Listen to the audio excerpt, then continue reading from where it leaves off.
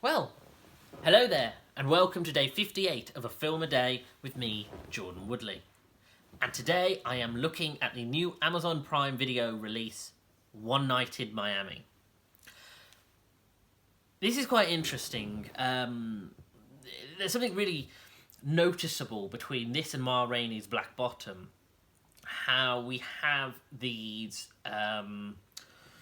what you might call stage adaptations of Black American historicals. And there are some real parallels that you could draw between One Night in Miami and Ma Rainey's Black Bottom. Like I say, being adaptations of stage plays means that there is a certain visual style. There are limitations in how we're presented the framework of the narrative. And of course, both films consequently try to expand the narrative beyond the restrictions of a single location or a more theatrical visual style to it. So, as I mentioned in the opening of Ma Rainey's Black Bottom, it really swoops in as you feel you're being summoned into a performance, and then it sort of explodes with music and colour and style before it settles into the narrative as it probably was presented in the stage play. With One Night in Miami, what you get more a sense of is an expansion, where each of our key players are expanded upon in their own individual sense before they're brought together, almost like the pieces are being laid out in front of us as an audience, the world in which each of these men resides and what that looks like before they are brought together, and the narrative focuses on their interactions. To contextualize this, the story follows the coming together of Malcolm X, Muhammad Ali, although of course at this time he was known as Cassius Clay, Sam Cooke, and Jim Brown. So of course these are four fundamental black figures in that period of American history. Of course, Malcolm X with his politics, Sam Cooke with his music, Cassius Clay with, of course, being one of the greatest boxers of all time, and his relevance to sport, and Jim Brown, of course, with his impact on football, and of course his transition into acting. And this film really does create quite defined figures, insofar as you could easily have put these men in a room and gone, oh, play the archetypes of what these kind of characters would be, and we'll just work from there. Whereas you really do get a sense of personality and connection between these four people who are friends at the core of it. The fact that these are four friends who are getting together and then breaking the narrative down into sort of conversations about politics of the early 60s and the landscape and the movement of black culture and revolution at that time, and where they are, and they are individually in very different places. You get someone like, of course, this is the point at which Cassius Clay has just won the heavyweight title of the world, so he is at his peak, really. This is his the point in which he is defined as a boxer.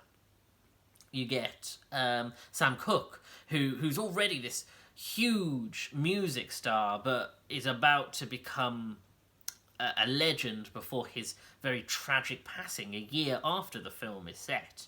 You then, of course, have Malcolm X, who is more in a position of decline. This is the point in which Malcolm X is trying to make waves in freedom for the revolution he's trying to start, but he's very obviously at a point in which he is aware that his capacity to be able to do that is really coming to its end, one way or another. And then you have Jim Brown, who of course is still at his peak in terms of football, but this is really, again, the end of his career as a footballer as it transitions into his career as an actor. And of course, so the one thing I will admit, of the four characters, the one who I don't know anything about is Jim Brown. He was a new character to me. And of course, I looked up after seeing the film. I looked into him and how important he was to football and that transition into acting. And of course, though he was a good actor or a recognised actor, it was nothing compared to his humongous football career and his influence on American football. But this is the point in which he's transitioning. And again, just returning to Cassius Clay, Muhammad Ali, this is the point in which he is converting to Islam and is going to change his name to Muhammad Ali and redefine himself in terms of his identity. And so you've got all of these major social and political events going on in these men's lives. And then they're all they're put together in this room. And you really see their dynamic and the difference between their approaches to how they act in sort of 60s American society, how they act towards sort of the white community, how they act in the black community, and how it really fits around their personalities individually. The fact that someone like Malcolm X is quite quiet and reserved and quite conservative, and being a strict Muslim means he doesn't drink, and like he brings to this what is supposed to be a party, the only thing he brings is vanilla ice cream, indicating his sense of almost he's becoming more and more self-policing because he's becoming more and more aware of the pressures on him and on what's happening in around him. So it almost boxes him in further and further. Whereas conversely, you have Sam Cooke, who is becoming explosive and he's making waves in music and trying to draw as much attention to himself and trying to play to the white crowds as well as the black crowds.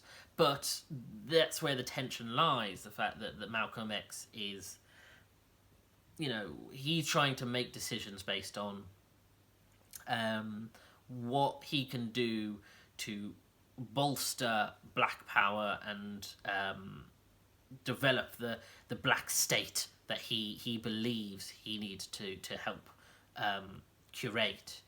Whereas Sam Cooke is very much believes that he can really develop himself, economically, and if he can make himself rich enough, and if he can plant himself in the heart of American society in spite of race, if he can put himself in the heart of any American state, no matter whether it's the more liberal California or the much more conservative South, it means that he can then make decisions in terms of wealth and investment in black artists and really bring black people into the culture in a way that's indisputable. And so you have that kind of tension because they're very opposing viewpoints. One that believes that you cannot work with America in that way and believes that you have to do it separately, and one who believes you absolutely can. And of course, all four of them have their own ideals about how they act and react, and it creates that tension. Like with Ma Rainey's Black Bottom, the thing I really like is the dialogue. There's something really flowing and natural, and you do genuinely believe these people are friends. You do genuinely you feel like you're the fourth person in the room as they sit together and they're talking back and forth and they're making jokes and sometimes they're jabbing at each other, and there's the occasion when it'll be taken lightly, and there's the times when one of them will react to the jibe of another. And you do feel really quite relaxed in it. There's something, just like with Ma Rainey's Black Bottom, there is something quite sedate to begin with. You don't feel like you're in a narrative and the beats are there and you know what's going to happen at certain points and what needs to be hit. You just feel like you're in a room with people having a conversation, and maybe nothing will happen. Maybe this is just a film where a group of people are together talking, and because they're all so charismatic, you're just going to go with that. And it doesn't go that way. There are waves of drama, of course, in the story, but they're much more subtextual. They're this isn't the kind of film that breaks away and goes in a completely unexpected direction. It's very much about just following these people over the course of one night in really one contained space. And as often has been the case with these kind of stage adaptations, with something like Fences, Ma Rainey's Black Bottom, some people will really not enjoy that. I remember thinking about Steve Jobs. I really liked the Steve Jobs film because there was something quite stagic about it. The fact that each act was one location and really centralised, it almost like a stage play. But I was doing the review show at the time, and one of the contributors really I butted heads with about it because she didn't like the fact it felt like a stage play. And similarly with Fences, I've had conversations with people who don't like the fact that Fences feels like a stage play. And so this film might not work for everyone. I know it works for me, but as I've mentioned previously, the stage style appeals to sort of the theatrical sensibilities in me. And so unbiasedly, it's hard for me to say whether this would appeal to people generally or whether it just appealed to my subjective taste. I think the fact that this is directed by Regina King really shows... it demonstrates something that I mentioned in reverse. I think it was during Malcolm and Marie, about the question about whether a male director can direct a woman and represent the female's experience authentically and in a way that feels true to women, and how I would never be able to answer that question because I'm not the person, I'm at the wrong side of it. But sat here the other way, where Regina King really, though there are other supporting characters, there are four central characters who you spend the majority of the film with, and they're all men. And what I will say is, Regina King, the fact that it's a woman directing four men having a conversation, I felt like it was really... I had no doubt about the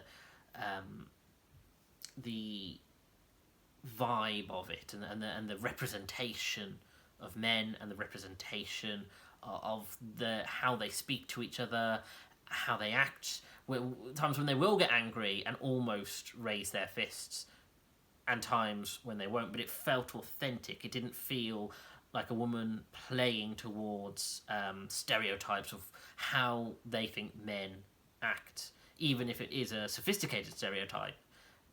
It doesn't feel like that. It genuinely feels like an authentic representation in spite of gender and gender ideas. And so, to sort of answer the question from previously posed, I perhaps do think that male directors should continue to direct female-centric stories, just to see if that same can be said, that there is an authenticity that can be told that way.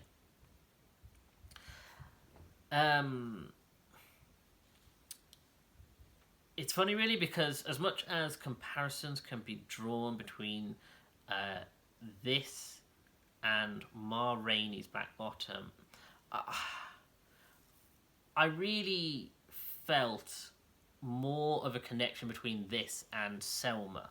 And maybe it's because of my relationship to the film Selma, because it was during the time when I was doing, in the early days of the review show, and Selma really opened my eyes to telling political representations and stories in that way, where you don't hit the beats of a biopic by going through someone's life or choosing the quintessential parts of their story.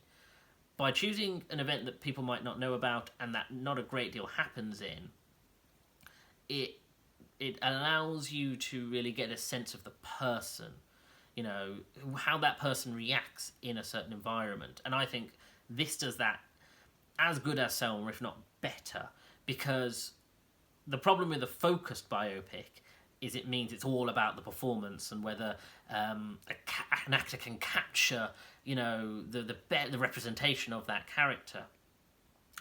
But when you have four very historically important people in a room together, you forget the fact that they're supposed to be playing these four famous historical figures. It allows them a bit of breathing room, and again, it allows, like with Selma, that ability to be able to confront politics and historical context and where these men are in their stories, but without having to play towards a particular character. I've not seen Denzel Washington as Malcolm X, but it has been on my list for a long time, and I would like to address that sooner rather than later, because I am interested to see how different that performance is to this one. But yeah, I genuinely think this was a great film. I think this was really quite interesting and insightful, and taught me, as I say, I didn't know anything about Jim Brown, but if it didn't teach me something new, it informed me about the character of people who I might not have known as much about. So I genuinely think that was great. Anyway, you can, if you could, like, share and subscribe, and you can follow me on Twitter at Jordan_Woodley. I'll see you again tomorrow. Take care.